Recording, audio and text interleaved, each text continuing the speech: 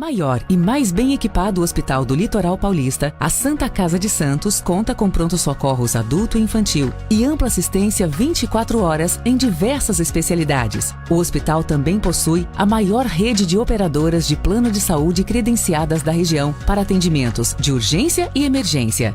Consulte os convênios credenciados. Santa Casa de Santos, o hospital que une história, pioneirismo e modernidade. Começa agora Jornal em Foque. Apoio Santa Casa de Santos, cada dia mais completa. Olá, seja bem-vindo, seja bem-vinda. Estamos iniciando mais um Jornal em Foque. Muito obrigado pela sua presença, muito obrigado pela sua audiência. Você que nos acompanha pelas nossas redes sociais, pelo nosso Facebook, facebook.com/Jornal Boc News, nosso canal no YouTube, youtube.com/BocNewsTV. É importante você se inscrever em nosso canal. Você também pode nos acompanhar pelas demais redes sociais e pelo nosso site, bocnews.com. Lembrando, reprise 5 horas da tarde. Na TV com Santos, canal 8 Vivo, 11 Net Claro, 45 da VPWay, no mesmo horário, 5 horas da tarde.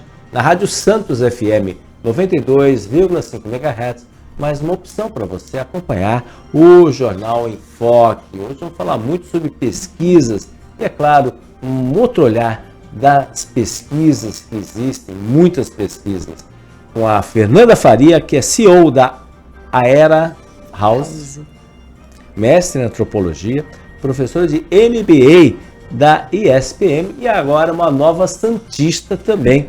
Fernanda, seja bem-vinda, muito obrigado pela sua presença, prazer tê-la aqui conosco.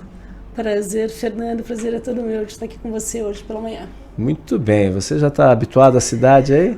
Já estou bem habituada, diríamos, mas ainda conhecendo cada cantinho, cada espaço aqui dessa cidade deliciosa. Já, né? Ficou apaixonada por Santos? Totalmente apaixonada, né? Assim, não tem nem o que dizer. Eu venho de São Paulo, sim, né? Então, sim. Chegando em Santos, eu digo que, às vezes, em termos de proporção, né? Quando a gente pensa em São Paulo, o tamanho de São Paulo, e compara com Santos, obviamente, né? Eu falo, olha, 2 bairros de São Paulo dão dão Santos. Santo Amaro acho que é maior que Santos, em termos de população.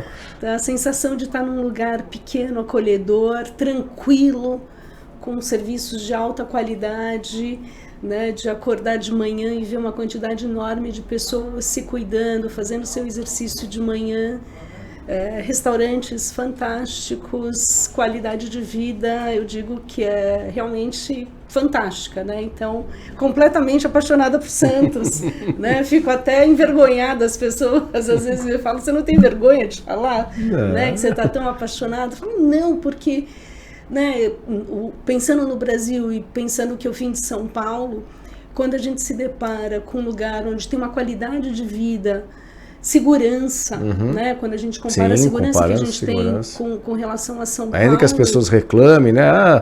Questão de segurança, mas não dá nem para comparar com o que é São Paulo. Não dá para comparar. Então, você pode andar com a sua aliança. Ando com a aliança, ando com o celular, atendo o telefone falando, né? Quando eu cheguei, meu marido falava assim, pode abrir o vidro, né? Porque quem anda em São Paulo anda o tempo inteiro com o vidro fechado. E eu ainda me pego, de vez em quando, subindo o vidro, né? Quando eu paro no farol, porque era tão automático em São Paulo, né? Você está o tempo inteiro com essa sensação de vulnerabilidade, que aqui você vai desacelerando, você vai vendo que dá para você andar com o vidro aberto, né? E você fala, uau! E aí você vai reparando a qualidade de vida que a gente tem, em todos os aspectos. Não, né? Isso é ótimo. E certamente deve ser objeto de pesquisas suas, né? Olha, já pensou nisso? Fala, olha, já pensou nisso, né? Eu estava, né, a coincidência de ter encontrado a prefeita em exercício. A prefeita em exercício, Helder Cris. E aí ela perguntando também, né? Eu acho que assim, o Brasil, durante muito tempo, a gente sempre teve como referência as grandes capitais, né? Eu acho que as cidades de meio porte hoje deveriam ser foco de estudos, efetivamente. Sim, claro. pela qualidade de vida que a gente está tendo e pode ter, que é diferente de uma capital, e que existe também oferta, né, de emprego, de possibilidades de uma vida de altíssima qualidade. Né? A tua experiência, agora falando da tua experiência, você passou por grandes empresas, né, multinacionais, E o teu foco é essa relação especialmente do cliente, do consumidor. E hoje, né? Hoje com redes sociais, redes de intrigas sociais, né?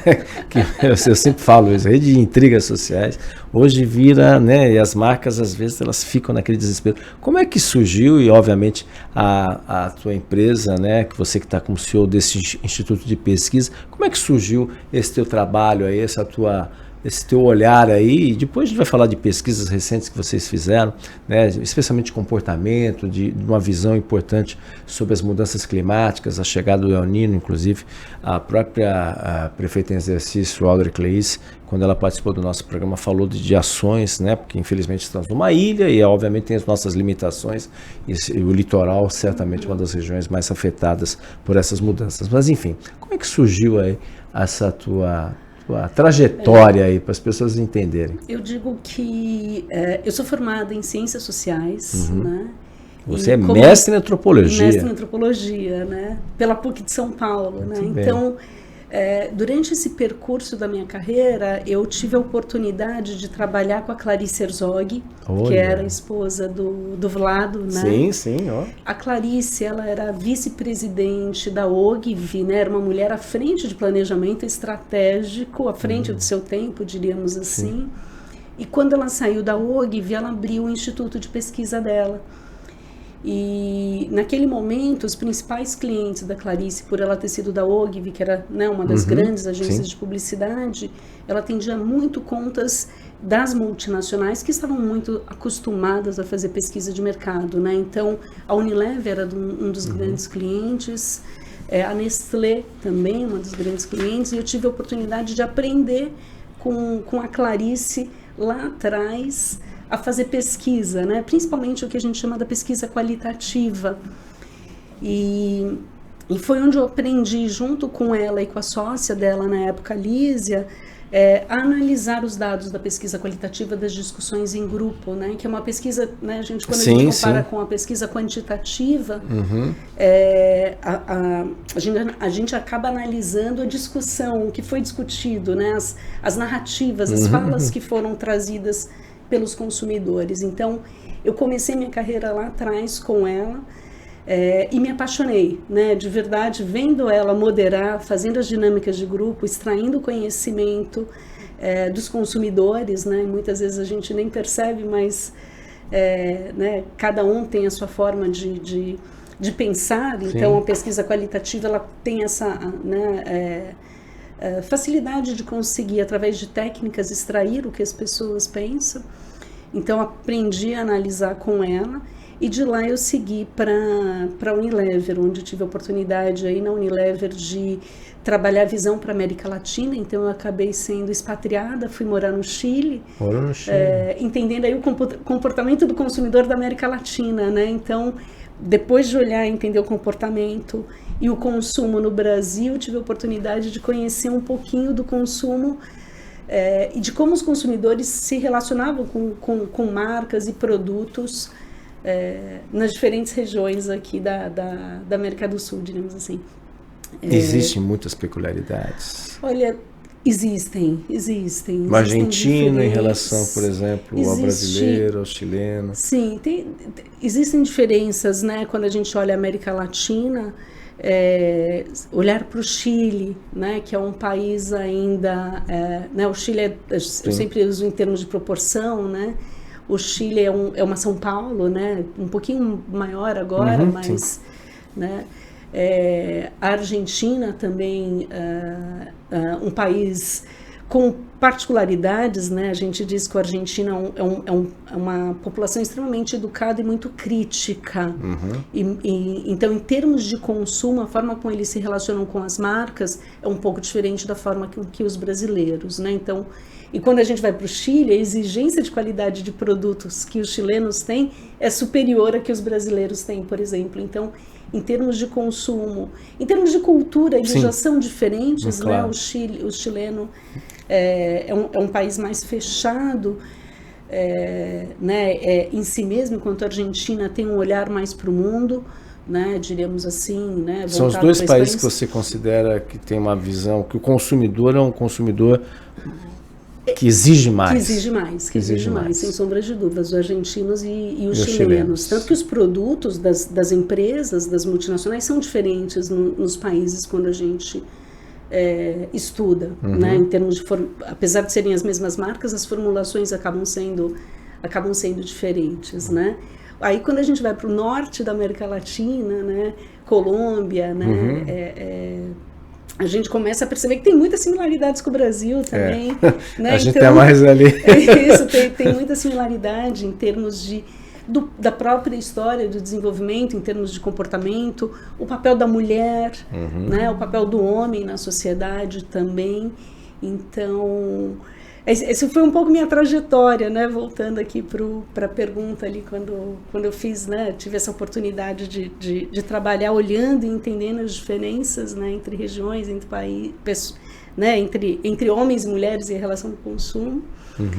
E aí depois da Unilever acabei voltando também, aí eu fiz um sabático, que foi aquilo que eu estava te contando, aí, então da Unilever eu acabei indo para a Avon, onde aí eu fui entender o comportamento do consumo da mulher relacionado muito à beleza.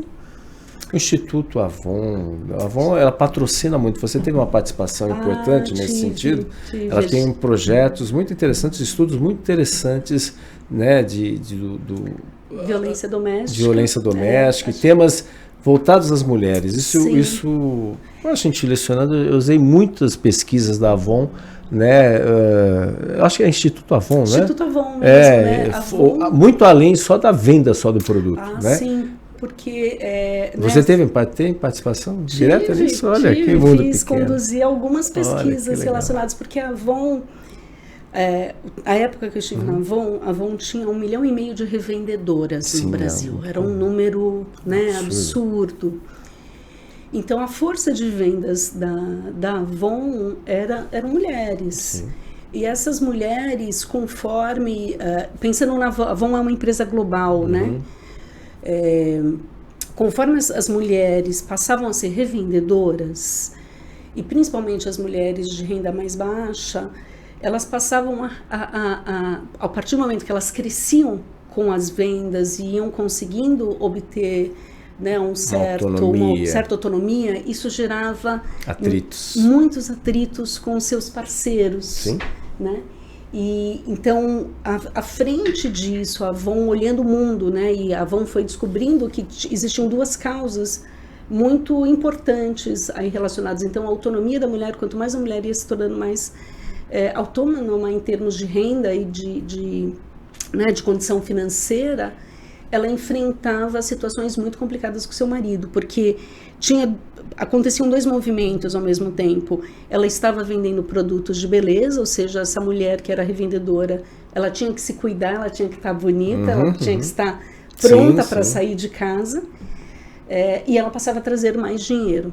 E isso gerava um ciúme nos seus maridos muito grande, porque essa mulher ia muito mais para a rua, tinha uma visibilidade e trazia dinheiro, que incomodava muito. Às vezes estudar mais, ia buscar uma profissionalização. E acabava incomodando na questão econômica dentro de casa, né? A mulher passava a ter uma autonomia que muitas vezes não era bem vista. Então, a questão da violência doméstica chegava à empresa via as revendedoras, né?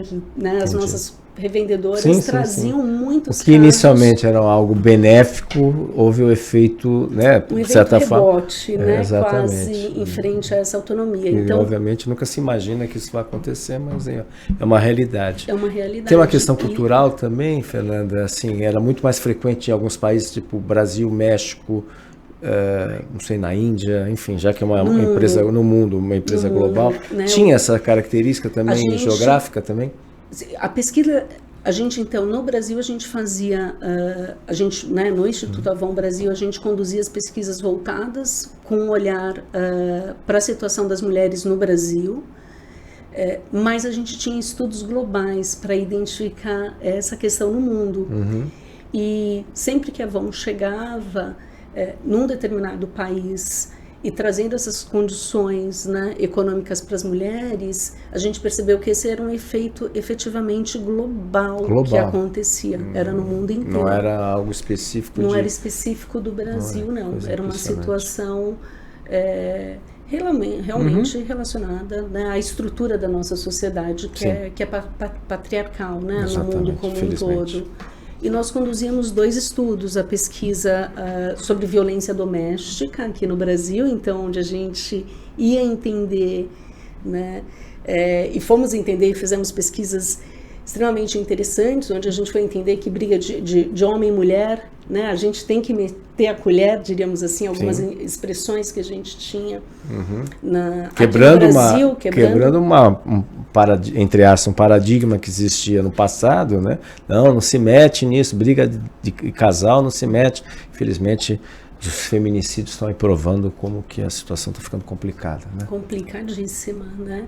Então a pesquisa nos dava essa oportunidade de entender e trazer esse tema para a pauta, né, para discussão. Então o Instituto Avon trabalhava com a questão da violência doméstica, porque chegava diretamente, né, via relatos das mulheres que trabalhavam conosco diretamente.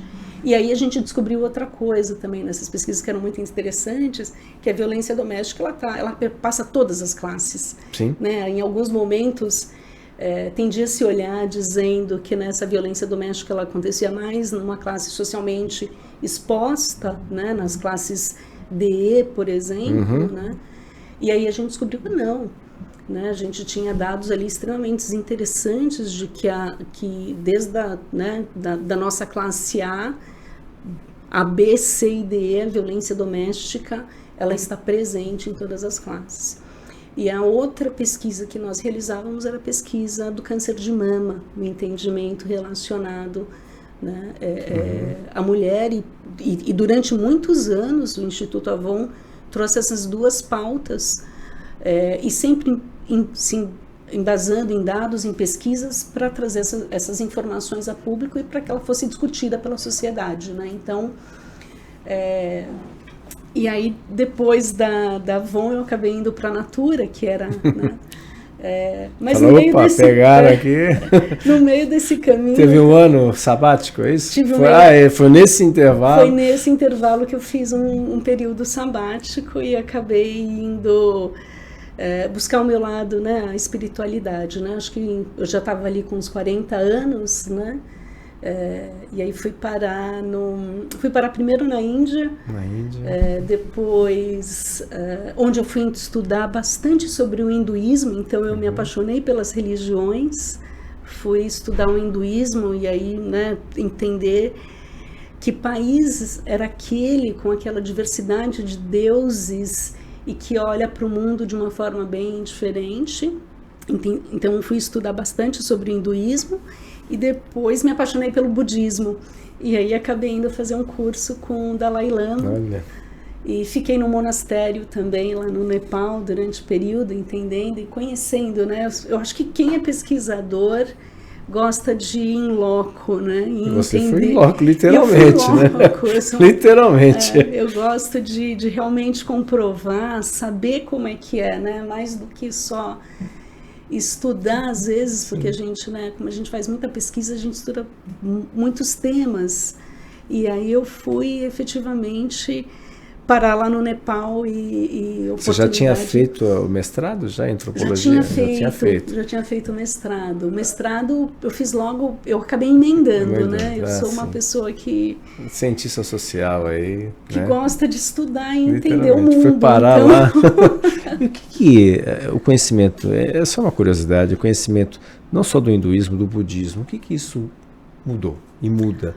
A forma de você ver as pessoas, no comportamento das pessoas e até contribuir para as pesquisas também. Isso, eu acho que quando eu né, tive essa oportunidade de realmente entender, né, o que era o budismo, né? As pessoas falavam, né, você voltou mais sharp, né, você voltou mais afiada, né, porque o budismo ele te traz uma lucidez muito grande, né? O budismo ele faz distinções entre o que é o amor e o que é o apego, e o que é o apego relacionado ao ego, né? Então, ele traz uma forma de pensar que te obriga a ter uma simplicidade, né, muito grande, para você realmente entender aquilo que te machuca, aquilo que te dói e por que aquilo está doendo. Então, a gente acaba tendo, né, eu já era uma pessoa formada em ciências sociais, mas quando me deparei com o budismo, e foi um curso, né, acabei ficando um mês, né, entendendo... Lá no Nepal. Lá no Nepal. Fiquei um mês estudando realmente, né, a tradição, né, e os princípios budistas. Ele, né, pra você ter uma ideia como ele mexia com a gente, era um curso que eu falava que era um MBA multinacional, porque esse curso ele acontece dentro de um monastério no Nepal. Nós estávamos em 100 pessoas. Eu era a única brasileira presente. O restante eram pessoas de diferentes regiões do mundo, né? Tinha uma francesa, e era muito legal, porque se a gente for pensar na forma que nós pensamos hoje, né? E essa francesa, ela era uma psicanalista, ela simplesmente abandonou o curso, né? Na terceira... Não aguentou. Ela não aguentou. Porque te obriga a repensar a forma que você pensa, né? Não descartar, né? E eu acho que o mais bacana do budismo é que ele te permite, independente né, da sua religião de base ou da sua formação, ele vai te trazer elementos que te permitem entender quem você é e como você lida com todas as questões que são colocadas no seu dia a dia. E ela falava, não, eu tenho que abrir mão né, dos teóricos franceses, né? Se a gente for pensar, né, nos grandes pensadores. E ela não conseguia conciliar as duas coisas naquele momento, né? O que o budismo estava trazendo e o que toda a tradição de pensamento que até então ela tinha estudado. E eu sempre digo que a camada do budismo, ela antecede tudo isso, ela vem na base da sua formação, nos seus valores e na forma como você olha para as questões que estão sendo colocadas no seu dia a dia. E através de perguntas muito simples, né, quando você se para diante de uma situação que seja ela complexa, difícil, você olhar, parar e pensar, por que eu estou reagindo assim? Por que eu estou pensando assim? O que está me incomodando lá no fundo da minha alma? Né? E aí fui, né, junto com o curso com o Dalai Lama, né, acabei entendendo também a forma de olhar para os negócios hoje em dia. Né? Então, o pensar o capitalismo, pensar a sociedade, né, a qualidade da sociedade que nós temos hoje foi extremamente importante na minha formação, né, diremos assim. Muito bem, capitalismo mais sustentável, né? Exatamente. Porque hoje você tem aquele capitalismo predatório, né? A gente está discutindo escala 6x1, discutimos tantas pautas aí, e ou você vê esses escândalos aí, novamente as emendas parlamentares, essa festa, ou seja, é muito querer ter, e o resto que se vire, né? Enfim, é uma realidade aí que às vezes a pessoa, quanto mais tem, ela mais quer, né? Exato, e o budismo, ele ajuda a gente a olhar, né, para tudo isso. Claro. O Dalai Lama tem, não livros deles, mas pessoas que junto com eles acabam olhando para esse lado de uma sociedade mais, né, na busca de uma sociedade mais justa, né, diríamos assim, mais igualitária, em alguns preceitos onde a gente precisa entender, né, que não adianta um ter tudo e o outro não ter nada, né? Como que a gente encontra esse meio de caminho onde todos possam viver de forma digna. Sim, claro. Né? Então, ter as suas diferenças, mas não essas diferenças que a gente está vendo, homens de trilhões, para que trilhões, né, de receita, é uma coisa fora da realidade. E tanta gente morrendo de fome, tanta criança morrendo de fome, tantas guerras acontecendo, enfim, é uma disparidade aí enorme. Muito difícil, né? Fernanda, a gente vai para um rápido intervalo comercial e voltaremos já para o segundo bloco aqui do Jornal em Foque. Estamos apresentando o Jornal em Foque.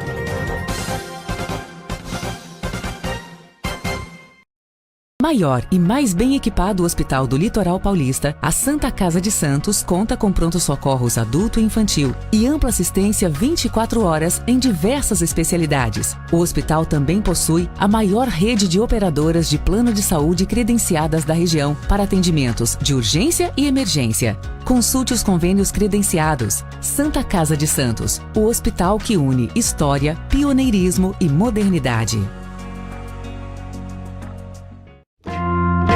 Você quer receber notícias do Boc News no seu celular e e-mail? É fácil. Acesse bocnews.com e inscreva-se para receber a edição digital do Boc News no seu final de semana. E para receber também o boletim diário, resumo do dia, sempre de segunda a sexta, envie uma mensagem pelo WhatsApp 13 99123 2141. Fique bem informado e receba sempre conteúdo de qualidade com a credibilidade do Boc News. Ao longo dos últimos 5 anos, o Jornal em Foque entrevistou profissionais de variadas áreas para esclarecer, informar e analisar os mais importantes assuntos de Santos e região, estado de São Paulo e do país. São mais de 1000 programas e entrevistas que levaram informações aos internautas, telespectadores e ouvintes, sempre com pluralidade de opiniões. Jornal em Foque, de segunda a sexta, a partir das 9h30 da manhã, nas redes sociais do Boc News, com reprise às 5 da tarde, na TV Com Santos e na Rádio Santos FM. Jornal em Foque, há 5 anos no ar, levando conteúdo de credibilidade com o padrão em Foque Boc News de jornalismo. Pensando na facilidade e maior conforto para você, o aplicativo da TV Com oferece a nossa programação ao vivo, 24 horas, interação com as nossas redes sociais e muito mais. O app TV Com Play está disponível nas principais lojas de aplicativos. TV Com, interagindo com você. Na vida, a tradição só ocorre em razão de muito trabalho, dedicação e credibilidade. E isso ocorre também nos meios de comunicação. Contar histórias, relatar fatos, apontar erros e elogiar acertos fazem parte do trabalho desenvolvido pela imprensa responsável e independente. E isso só é possível graças ao trabalho incansável de profissionais e apoiadores que apostaram na ideia criada pelo jornalista Jairo Sérgio há exatos 40 anos. Do antigo Jornal do Boqueirão ao Boc News, as mudanças tecnológicas integram as nossas plataformas, mas sem perder a razão da nossa existência. O fortalecimento e a manutenção da seriedade no trato da notícia com responsabilidade e credibilidade. Boc News, há 40 anos, registrando os fatos e histórias em respeito a você.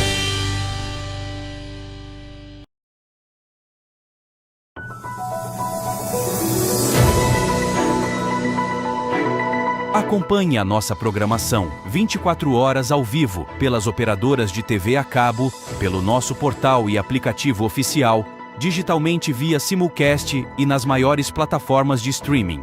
Saiba mais em tvconsantos.com/abrangência. Somos multiplataforma. Somos TV Com. Acompanhe as nossas redes sociais, ficando por dentro de tudo que rola aqui, na TV Com. No Facebook, tvconsantos.oficial. O nosso Instagram é @tvcom.santos, no X @tvcom_santos. E pelo nosso canal oficial no YouTube, emissora TV Com. Nosso WhatsApp é 13 97 417 5194. TV Com, interagindo com você.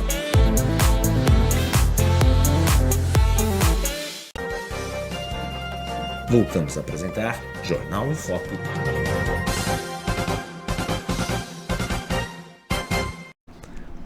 Olá, estamos de volta no Jornal em Foque de hoje. Um bate-papo muito especial aqui com a Fernanda Faria, que é CEO da a Era House, que é mestre em antropologia, professora de MBA da SPM e também aí tem um currículo aqui fantástico também nesse sentido. Morou um mês lá no Nepal com o Dalai Lama, fazendo um curso de imersão aí, e ela conhece muito pesquisas sobre não só o que pensam os consumidores, o que pensam as pessoas. Estamos no ano eleitoral também. Enfim, eleições, o que pensam numa dicotomia aí que a gente vive no governo do estado também, praticamente duas candidaturas fortes, no governo federal também, a gente vê aí também ainda que tem outros candidatos. O que pensa o eleitor? Olha, Fernanda, hoje o eleitor brasileiro, né? Pela tua experiência aí, teus desafios, o que pensa hoje, né? Hoje com as redes de intrigas sociais e vão ser cada vez mais alimentadas, né? E a gente, de certa forma, o dinheiro público sendo usado para bancar as big techs, essa que é a verdade, que boa parte dos recursos partidários vão para as campanhas e as campanhas que usam as redes sociais, que são os maiores fomentadores aí. E valores estratosféricos em termos de investimento em campanha, né? Que a gente vai assistir agora mais nesse final Começam de as convenções, né? A partir dessa segunda-feira, inclusive, né? Acabou a Copa do Mundo, agora a partir de hoje, segunda-feira, começam as convenções partidárias até o início de agosto. E aí o jogo, a gente já sabe que o jogo já está sendo jogado, mas oficialmente passa a ser jogado efetivamente. Como é que é isso, Fernanda? Eu acho que a gente fez uma pesquisa, né, com 2.000 brasileiros, representando as 5 regiões do país, classes sociais, né, uma pesquisa aí bem robusta, né, onde a gente teve mais de 25 perguntas para entender das condições de vida do brasileiro hoje, né. E uma das perguntas que a gente começou, que a gente, né, fez, qual que é o sonho do brasileiro hoje, né? Foi a primeira pergunta que nós fizemos. E o principal sonho do brasileiro hoje, né, diferente do que foi no passado, é encontrar estabilidade financeira, né? Então, não é nem o emprego como era no passado, né? Até porque esse brasileiro está em dívida, né? Então, e você falar isso em termos de sonho, né? Qual que é o seu sonho? O que você está... Estabilidade financeira, né? 32% dizendo, olha, eu preciso ter estabilidade financeira. Então, diferente do que a gente via, né, no passado, onde existia uma mobilidade socioeconômica, onde nós vimos muitas pessoas saindo das classes baixas para a classe média, da classe média, né, para as classes mais altas. O que nós vemos hoje é esse brasileiro tentando manter a sua condição de vida, buscar uma estabilidade financeira. Arrumar a casa, popularmente. Arrumar a casa, né? Tentar deixar para trás as suas dívidas e conseguir encontrar uma estabilidade para poder viver com uma certa tranquilidade. Então, ao longo da pesquisa, né, e eram pesquisas, né, nós tivemos aí mais de 25 perguntas, a principal questão que esse consumidor, que esse brasileiro busca, diríamos assim, é não retroceder, né? Mas também não é mais crescer. Então, a gente, né, por isso que eu retomei aquele pensamento ali do passado, porque o que a gente via em pesquisas do passado é que ele buscava ascensão social. E hoje não mais, e a gente vê que... Não regredir é o suficiente hoje. Seria o suficiente, né? Por quê? Porque ele percebeu de forma clara, né, o impacto na sua renda, no impacto no acesso, que ele tinha determinados produtos e hoje já não tem mais, e está tentando manter a casa, as contas da casa em ordem, diríamos, né? Então, 39%? 32%. 32%. Um terço 32%, praticamente. Um terço praticamente dos brasileiros dizendo, olha, eu preciso encontrar uma estabilidade financeira porque não está dando para seguir dessa forma, né? Então, além da questão da estabilidade financeira, a gente vê né, que é uma das principais questões, mas a gente, ao mesmo tempo, vê que grande parte dessa população está sobrecarregada, né? Quando a gente faz perguntas sobre cansaço emocional, sobre sobrecarga, a gente já tem aí 40% dos brasileiros dizendo que eles estão cansados, né?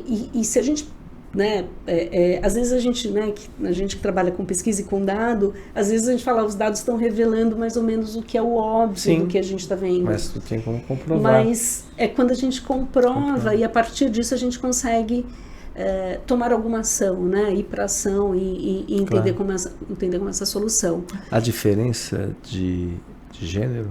Tem de raça? Tem de gênero bastante. As mulheres, raça nem tanto. Raça nem tanto, nem classe social e nem geração. Né? Na verdade, a geração, né, os mais velhos estão mais cansados, o que faz parte, né, natural. Mas a gente pegou uma grande diferença entre homens e mulheres, né? Então, as mulheres com uma sobrecarga maior, né? Então, quando a gente pergunta sobre o cansaço emocional, né, como essas pessoas se sentem, no total a gente está falando de 40% dos brasileiros se sentindo cansado, mas quando a gente olha para homens e mulheres, a gente tem uma diferença de 20 pontos entre homens e mulheres. Os homens, né, 30% falam de um cansaço emocional, contra 51% das mulheres, né, chegando a 50%, 51%. Que é uma diferença, né, significativa. Considerada. E a outra, né, a gente fez aí quase 3 perguntas, né, o cansaço emocional, se essa pessoa precisa dar conta de tudo, e aí a gente, né, mesmo se sentindo exausto, eu preciso dar conta de tudo, e aí esse número também, ele é gritante. 60% dos brasileiros estão dizendo, olha, eu preciso dar conta, mesmo me sentindo cansado, exausto. Quando a gente olha para homens, 52% dos homens e 67% das mulheres. Então a gente percebe, né, por essas 2 perguntas, que as mulheres hoje, né, não que os homens não estejam sobrecarregados, que eu acho que eles também estão. Sim, claro. Né? Mas existe uma sobrecarga ainda maior das mulheres. Ainda das mulheres. Às vezes são as responsáveis pelo lar, cuidam dos pais, né? Que às vezes é uma realidade, cuidar dos pais, às vezes do sogro, da sogra também tem isso, né? Sim. Santos é uma cidade... Eu estou falando de Santos, é claro, essa pesquisa não é só de Santos, é uma pesquisa nacional. Mas é uma realidade, as pessoas estão ficando cada vez mais, né, com faixas etárias mais elevadas, e você tem desafios aí, eu acho que encaixa exatamente. Além disso, né, a gente tem também muitos lares que as mulheres são as provedoras, né? Essa que é a verdade. Hoje, né, os dados do IBGE, eles trazem, os dados de 2022, sim, né?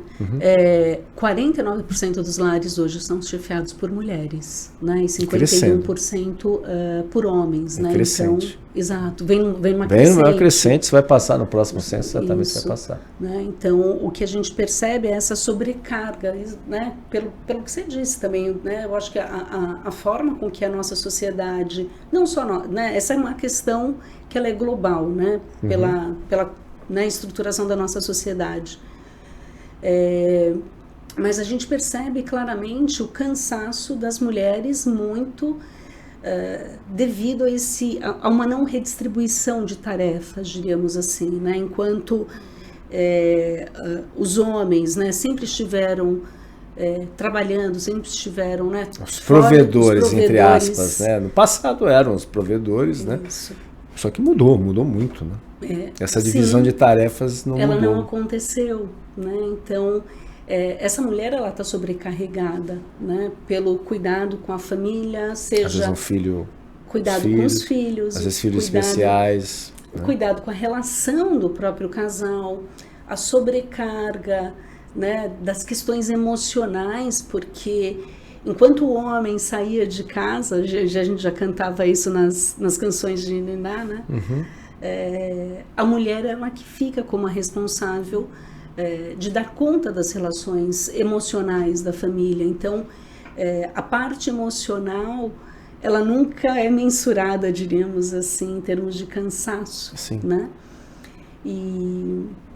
E essa mulher vem muito sobrecarregada, né? Então, e não só com isso, a gente tem um outro dado, né, de como as mulheres se sentem respeitadas na sociedade. E aí a gente tem também, enquanto, né, 50% da população se sente respeitada, né, em termos, né, pensando na sociedade frente às instituições, né, diremos assim, 56% dos homens eles se sentem respeitados e 46% das mulheres. A gente está falando de uma diferença de 10 pontos percentuais aí colocados, né, entre homens e mulheres. Então, essa mulher vem com uma... Ou seja, a maioria não respeita.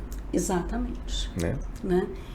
E a gente não se sente respeitada. Não se sente respeitada. Isso é mais do que uma discussão só sobre feminismo, né? A gente está no momento da sociedade onde homens e mulheres têm as suas responsabilidades profissionais, mas que chegando, né, a mulher enfrenta uma situação dentro de casa onde ela tem que lidar mais com a sobrecarga emocional. Sim. E ao mesmo tempo ela não se sente respaldada pela sociedade, né, em outras frentes. Então são dados que vão nos trazendo clareza sobre o que precisa ser endereçado pela sociedade, né, para que essa mulher consiga eliminar esse peso adicional, ou seja, uma reorganização. Eu acho que a gente vê exatamente o aumento do caso de feminicídios acontecendo, porque essa reorganização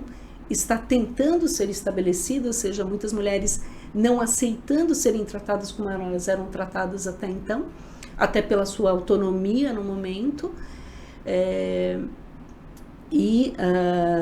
né, tentando encontrar aí uma nova equação em termos de relação, né? Então, é um momento da sociedade, né, a gente sabe que isso não está acontecendo, né, não acontece, né, a questão do feminicídio, ela não é só no Brasil, ela acontece em outros países também, principalmente na América Latina, mas onde a gente vê que essa mulher está buscando encontrar um pé de igualdade em termos de relação, né, na relação com os homens, seja no seu ambiente profissional, seja na própria sociedade, de forma geral. Então, é uma mudança que a gente está vendo e que acaba, né, a partir desse momento, né, seja a mulher pelo seu nível educacional, onde as mulheres, né, a gente sabe que as mulheres têm um nível de escolaridade superior ao dos homens, mas os salários ainda não correspondem. Longe, apesar de uma legislação, mas a gente sabe que não é bem assim. Você muda lá o termo, né? Compara, não é nível A, nível B, 1, 2, 3, aí já muda. Não é a mesma função, não posso dar o mesmo salário. Então, a gente sabe que existe uma série de maneiras aí apesar de uma legislação federal, a gente sabe como é que funciona. Até, Fernanda, até pegando esse gancho que você está falando, né? A gente tem tido uma onda, infelizmente, uma onda crescente, não que já não tivesse no passado, mas isso está ficando cada vez mais recorrente, dos feminicídios. A pesquisa social, ela identifica, né, porque a gente ouve agora na campanha eleitoral, então todo mundo vai combate os feminicídios, né, como se fosse a grande solução. Mas o que as mulheres e o que os dados das pesquisas mostram que vão muito mais além de segurança pública? Não adianta chegar a falar só sobre segurança pública, tudo. Não é uma questão só de segurança pública, é uma questão muito além da segurança pública quando você fala em feminicídio. O que as pesquisas apontam para, se você quer tratar especificamente a questão do feminicídio, não sob a ótica da segurança pública, não que não seja, mas principalmente sob outras óticas. O que isso pode contribuir à pesquisa social? Eu acho que a nossa estruturação enquanto sociedade, né, e o que foi concebido como norma, o que era a norma, né, e a norma eram os homens trabalharem e as mulheres ficarem dentro de casa. Sim. Né? A partir do momento que essa mulher sai de casa, que nem a situação que a gente estava, né, o que a gente estava conversando sobre a situação das mulheres da Avon, das pesquisas da Avon, né? As pesquisas mostram para a gente que é um processo educacional, né? Não adianta, vamos terminar. Como que você termina com o feminicídio? Né? A gente sabe que mesmo as mulheres, tendo medida protetiva, né, homens utilizando a tornozeleira eletrônica, todo esse mapeamento, né, é impossível você proteger efetivamente essa mulher, porque ele pode pegar uma arma e atirar ali. Dentro né? de uma clínica médica aqui em Santos, não sei se você dentro da clínica médica, a pessoa ocupava uma função hierárquica acima dos demais policiais, apesar de todos os alertas, apesar da vítima ter alertado, ele entrou na clínica médica e matou ali no canal 1, ali em Santos, e agora recentemente também, o outro também de alta patente, né, dentro da Polícia Militar de São Paulo, também matou a sua esposa. Também só com exemplos, né, que na questão de segurança só pública, muito mais. Né? É que eu estou falando isso porque na campanha eleitoral agora, isso vai ser um assunto que vai permear todos, e todo mundo tem solução para tudo. O nosso papel também, né, é entender que enquanto a sociedade não parar, não discutir, e entender que isso faz parte de um modelo, né, que a gente precisa ter, né, no nosso processo educacional, na jornada educacional, temas sendo trabalhados de forma clara sobre qual é o papel do homem, né, porque a gente era muito claro os papéis do homem e das mulheres no passado. Isso mudou. Então, enquanto a gente não levar esse assunto para a educação, numa educação de base, sendo trabalhado, a gente não tem como mudar essa situação, porque, né, os feminicídios nada mais são do que o homem achar que aquela mulher é sua posse, né? Que a partir do momento que eu casei, eu tenho direito sobre o corpo daquela mulher, aquela mulher é minha para sempre, né? Digamos assim.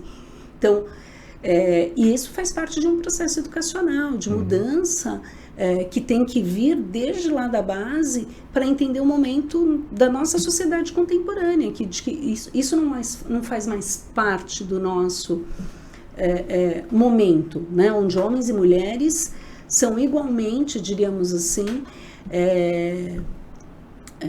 são igualmente relevantes, iguais, sim, claro, diríamos assim. Então, faz parte de um processo educacional, não dá para dizer que simplesmente, obviamente que a Lei Maria da Penha, ela traz luz sobre esse tema, ela traz uma clareza muito grande, né? E a gente já vem discutindo isso há muitos anos, mas tem que fazer parte de um processo educacional, né? Não tem como garantir que a lei mude, né? Obviamente a lei ela ajuda, ela traz mecanismos para poder, né?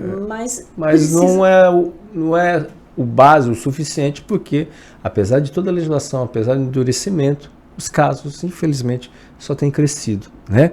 E quando você tem um cidadão nos Estados Unidos que foi neto de um ex-presidente, que ainda fala que mulher casada, ela vai, que o marido fala, e a mulher solteira? Essa daí, isso estimula também, né? Sem sombra de dúvida. É uma maneira de estimular. Tipo sim, sem sombra de dúvida. A gente viu aqui no país recentemente a situação que foi colocada pelo líder de um partido sobre os comentários, né, da Michelle Bolsonaro. Exatamente. Né? Então, onde essa mudança de mentalidade, de entendimento de que a mulher ela não está num lugar secundário, mas ela está num lugar de igualdade, passa a ser extremamente importante. Claro.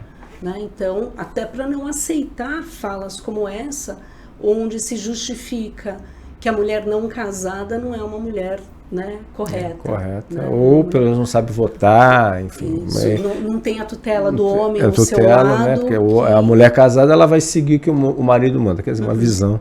Né? Em pleno século XXI, estamos passando da metade, já passamos da metade da primeira metade desse século, enfim, são pensamentos, mas são pensamentos que fazem parte, então a gente está vendo isso aí, ninguém está inventando isso daí, a gente está vendo como acontece. E por isso a necessidade de cada vez mais conversas, né, e pesquisas que possam nos ajudar a mostrar a necessidade dessa mudança, né? Exatamente. De entendimento e por parte de grandes lideranças, né? De grandes lideranças que a mulher ocupa esse papel de igualdade, né, frente ao homem.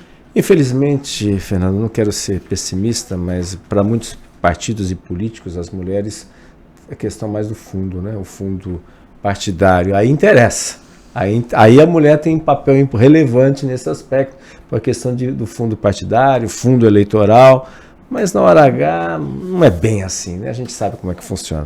Fernanda, a gente vai para um rápido intervalo comercial e voltaremos já para o último bloco aqui do Jornal em Foque. Estamos apresentando o Jornal em Foque.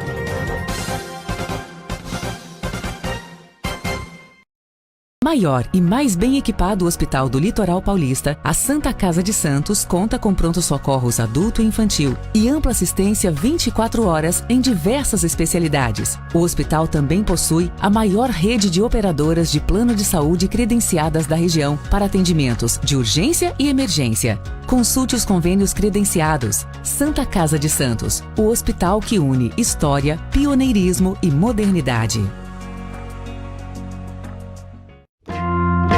Você quer receber notícias do Boc News no seu celular e e-mail?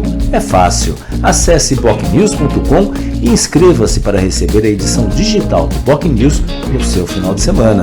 E para receber também o boletim diário, resumo do dia, sempre de segunda a sexta, envie uma mensagem pelo WhatsApp 13 99123 2141. Fique bem informado e receba sempre conteúdo de qualidade com a credibilidade do Boc News.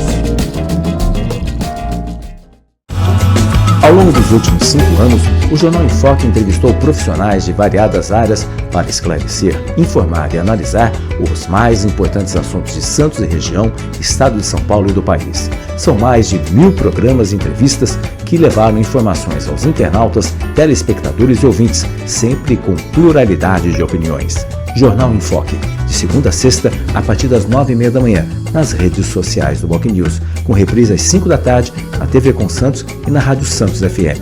Jornal em Foque, há 5 anos no ar, levando conteúdo de credibilidade com padrão em Foque Boc News de jornalismo. Pensando na facilidade e maior conforto para você, o aplicativo da TV Com oferece a nossa programação ao vivo, 24 horas, interação com as nossas redes sociais e muito mais. O app TV Com Play está disponível nas principais lojas de aplicativos. TV Com, interagindo com você. Na vida, a tradição só ocorre em razão de muito trabalho, dedicação e credibilidade. E isso ocorre também nos meios de comunicação. Contar histórias, relatar fatos, apontar erros e elogiar acertos fazem parte do trabalho desenvolvido pela imprensa responsável e independente. E isso só é possível graças ao trabalho incansável de profissionais e apoiadores que apostaram na ideia criada pelo jornalista Jairo Sérgio há exatos 40 anos. Do antigo Jornal do Boqueirão ao Boc News, as mudanças tecnológicas integram as nossas plataformas, mas sem perder a razão da nossa existência. O fortalecimento e a manutenção da seriedade no trato da notícia com responsabilidade e credibilidade.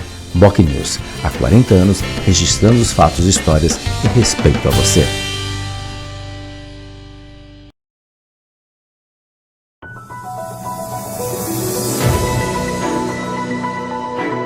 Acompanhe a nossa programação 24 horas ao vivo pelas operadoras de TV a cabo, pelo nosso portal e aplicativo oficial, digitalmente via simulcast e nas maiores plataformas de streaming.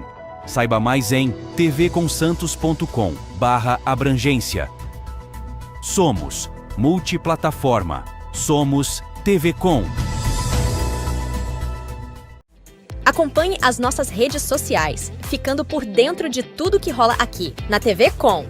No Facebook, tvconsantos.oficial. O nosso Instagram é @tvcom.santos, no X @tvcom_santos. E pelo nosso canal oficial no YouTube, emissora TV Com. Nosso WhatsApp é 13 97 417 5194. TV Com, interagindo com você.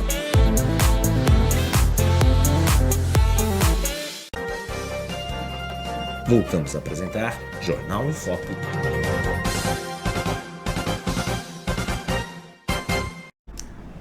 Olá, estamos de volta no Jornal em Foque de hoje, batendo um bate-papo muito legal aqui com a Fernanda Faria, que é CEO da Aérea House, ela que é mestre em antropologia, também professora de MBA da ESPM aqui, uma paulistana você, né? Eu sou baiana. Baiana, olha, tem nem sotaque. Baiana, que viveu boa parte da vida em São Paulo, e aí o mar tá aí de volta, né? O mar é sempre, ei, Bahia, boa, bela Bahia.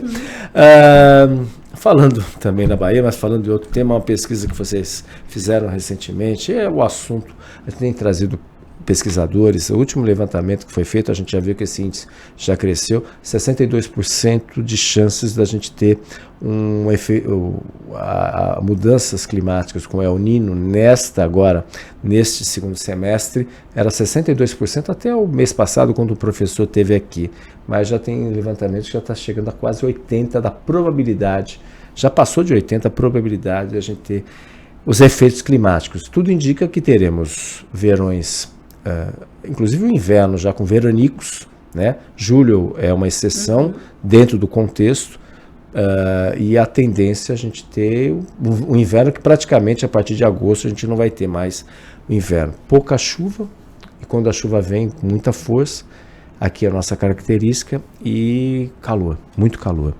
E é claro, há uma preocupação dos efeitos climáticos, que as pessoas talvez não se atentem a isso. Sempre teve efeito climático, tudo, mas a gente está vendo que isso está virando cada vez mais de forma rotineira, né? E aí você tem impacto também na saúde, as pessoas estão morrendo. Na Europa a gente está vendo exemplos, né? Pessoas morrendo brutais em relação a isso, que eles não estão tão acostumados como, né? O nosso DNA. Na Bahia, na Bahia também já está mais acostumado. Mas enfim, vocês fizeram uma pesquisa, cerca de 8 em cada 10 moradores da Baixada já sentem os efeitos das mudanças climáticas. Assim, né? Como é que... eu acho que assim, durante muitos anos, né, nós vemos, né, a discussão sobre sustentabilidade, né, não só, né, na parte de alimentos, mas a sustentabilidade no cuidado com o globo, diríamos assim, né, com o planeta de forma geral, ele vem sendo estudado, né? A questão hoje é que está cada vez mais escancarados os problemas, e o que a gente, né, pegou, né, em termos de dados, né, falando aí em termos da preocupação do brasileiro, não é nem mais preocupação, eu diria, né, para 80% as mudanças climáticas estão afetando a vida das pessoas, né, e quando a gente olha esses dados por região do país, a região que mais sofre é a região do Centro-Oeste. Né? E tive a oportunidade também de fazer uma pesquisa para entender. Era uma pesquisa quantitativa que teve complementos qualitativos. E nós fizemos essa pesquisa também logo após as enchentes do sul do país, né, que aconteceram. Podemos ter novamente, é um risco. E aí a gente foi vendo que cada vez mais está claro para esse brasileiro, de forma geral, os efeitos climáticos, né? Então, ele percebe os efeitos climáticos hoje na sua saúde diretamente. Então, quando a gente vai para o Centro-Oeste, as pessoas percebem a questão das queimadas diretamente relacionadas à sua respiração. Então, aumentou queimada automaticamente, o número de pessoas que estão nos hospitais por problemas respiratórios aumenta drasticamente, por exemplo. Né? Então, as pessoas passam a entender a mudança climática no seu corpo. Sim. Elas entendem a mudança climática no bolso, porque o impacto, seja das chuvas, ou seja, da questão das secas, acabam comprometendo o preço dos alimentos. E aí, a partir disso, né, então, 80% dos brasileiros, né, 80% das pessoas na região sudeste estão percebendo isso já na sua vida diária, né? E junto com isso, vai ficando claro quase o mesmo percentual. Então 80% percebe que está sendo afetado pela mudança climática, e 72% está dizendo, olha, o Brasil não está cuidando do meio ambiente como deveria, né, das questões do meio ambiente. Então, como Né?